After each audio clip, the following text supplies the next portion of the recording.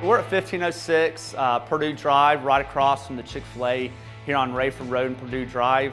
This is the Blue Pineapple Bakery. We're really excited about this job. It's an existing space that we kind of demoed out and gutted, and now we're building back a bakery. The owner is Miss Jenny Plyer. We're really excited for her. So behind us, what you're gonna have is a bakery where she'll be cooking all her cupcakes, birthday cakes, wedding cakes, wherever it may be.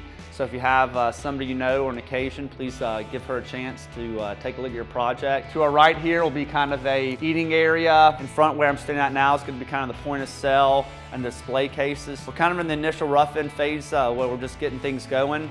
Got some electrical roughing going today and got the rest of our trades going. But look forward to keeping you updated on this project, coming back in a couple of weeks and seeing the progress and what it looks like.